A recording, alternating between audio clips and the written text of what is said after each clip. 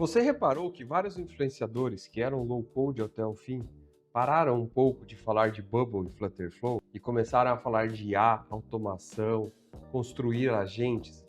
Antes de gravar esse vídeo, eu dei uma olhada no perfil de algum deles aqui no Instagram e a grande maioria se vê postagens falando de agentes, ChatGPT, Lovable, Gemini, IA num todo. E isso, do meu ponto de vista, não é uma evolução natural, é um sintoma.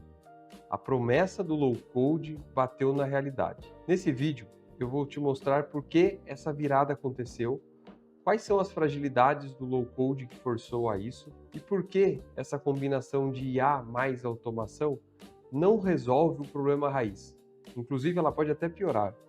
E no final, eu vou te dar um checklist simples de 6 itens para você saber se está construindo um produto ou somente uma demo bonita. O ponto importante desse vídeo é que eu não estou aqui para defender a IA, é um alerta de que mudar de ferramenta não substitui a necessidade de maturidade técnica para a construção de produto.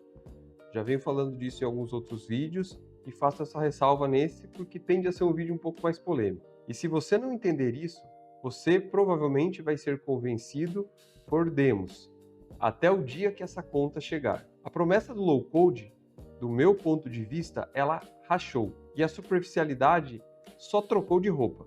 Antes, ela morava na interface. Agora, ela passa a morar em IAs, em fluxos e em permissões de acesso. Daqui a pouco, eu vou te mostrar o erro invisível que faz esse tipo de projeto dar errado sem ninguém perceber. E quando você percebe, já virou um incidente. Vamos separar as coisas também. Low code não é lixo. Low code é ótimo para criar interface rápida, prototipar, validar ofertas, colocar algo no ar. O problema em cima do low code foi a narrativa. Qualquer um pode fazer qualquer produto profissional de forma escalável. Do meu ponto de vista, isto é uma grande ilusão. Ótimo para venda de cursos, para formação de comunidades, não tão ótimo assim quando pessoas leigas entram neste universo tentando construir produtos. Pensa comigo, quando entra um cliente de verdade em uma solução, acontece o que demos não mostram: manutenção, performance com volume, regras de negócio ficando confusas, segurança virando depois a gente vê, e time com medo de mexer porque tudo pode quebrar. Funcionar com 30 usuários não significa nada. Com 3.000 usuários, a pergunta muda. Quem monitora? Quem corrige? Quem garante consistência no que foi feito? Quem responde? E eu não aceito argumentos aqui como mas o Supabase é um ótimo banco, o Firebase é maravilhoso, o Bubble, o Flutterflow, eles são ótimas ferramentas. Mas muito cuidado quando cai na mão de pessoas leigas na promessa de que elas vão construir produtos profissionais que comportem um alto volume de usuários. Do meu ponto de vista, do ponto alto deste vídeo, essa conta começou a chegar e a gente percebe que o discurso de muita gente na internet mudou. Não por nobreza técnica, por sobrevivência de narrativa. E agora entra a parte que pouca gente tem coragem de falar. A migração dessas pessoas, sem profundidade técnica, de ferramentas de low code, de Bubble, Flutterflow, Supabase, Firebase e assim por diante, para IA, não resolve a dor real. Ela só vai mudar o tipo de dor. E às vezes isso aqui pode inclusive aumentar o tipo de estrago. Porque o influenciador migra. Você já se perguntou por que o influenciador fez essa migração de IA para automações? Porque dá para gerar um efeito wow muito rápido. Você faz um fluxo no end-to-end, conecta isso com o CRM, coloca uma IA no meio e bum, aparece que você criou ali uma máquina. Só que a automação é mais perigosa do que o low code quando feita por gente rasa. Porque o low code, normalmente, ele fica nas interfaces e a automação começa a mexer muito mais em dados, disparar ações, criar efeitos em cadeia. E aqui vem o erro do mercado: confundir integrei com tem um sistema confiável. Você cria um workflow que lê leads, classifica com IA, manda e-mail, move no CRM, cria tarefas para o time. Numa demonstração, num discurso de apresentação, isso é lindo para quem contrata e lindo para quem faz, pelo fato de não precisar colocar a mão em código, necessitar de um alto conhecimento técnico para fazer uma operação toda dessa funcionar. Só que na prática, isso pode acontecer em cenários onde você começa a duplicar dado, disparar e-mail errado, mover lead de um lugar para o outro, começa a gerar custos invisíveis, você cria uma verdadeira bagunça silenciosa. E esses erros silenciosos, eles não viram bug na hora, viram perda de dinheiro e reputação dias depois. A transição de apps bonitos para fluxos automáticos aumentou a chance de incidentes, porque agora você automatiza sem governança. Daqui a pouco eu vou te dar um checklist de 6 itens que corta essa ilusão na raiz. Se você não tiver isso, não importa se é Bubble, Flutterflow, N8N ou IA. Agora, o ponto central é a falta de profundidade técnica continua sendo um problema. O mercado só trocou o palco. Antes, o dano era produto frágil, manutenção difícil e performance ruim.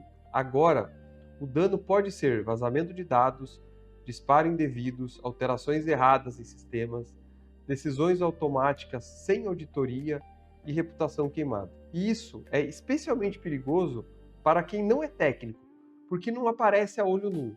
A interface está bonita, o workflow roda, mas o risco mora nas coisas invisíveis. Quem tem acesso ao quê? O que fica registrado? Como desfaz uma ação? O que acontece quando dá erro? Como evitar um loop e duplicidade? Quem é responsável quando isso dá ruim? Delegar tech para quem só mostra demo é terceirizar este risco. E no fim, a responsabilidade vai acabar voltando para você. Agora, vou te entregar um checklist prometido. Se você quer saber se um projeto é sério ou só um hype, verifica estes 6 pontos. Primeiro, dono técnico claro. Quem responde por qualidade, decisões e segurança? Nome e sobrenome dessa pessoa.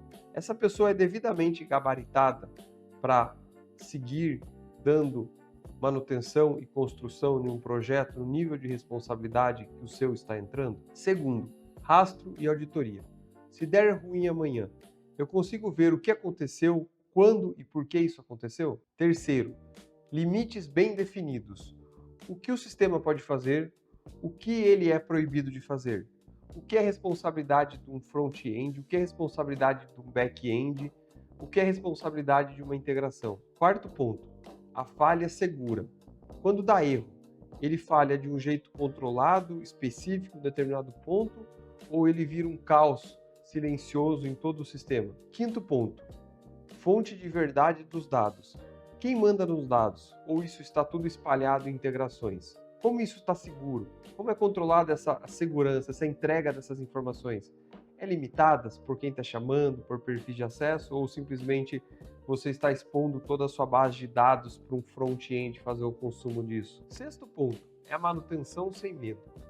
Alguém consegue mexer e evoluir o sistema sem ficar contando aquela história de que precisa ser reescrito, precisa ser refeito, precisa ser reestruturado, ser feito de um jeito melhor? Geralmente, quando você começa a ter que fazer muita reestruturação e contar muita história de reescrita, aquilo ali é um sintoma de uma falha técnica muito mais grave e que as pessoas não gostam de falar muito sobre, da má qualidade quando foi feita a construção original. Se faltar um desses pontos, muito provável você não ter um produto.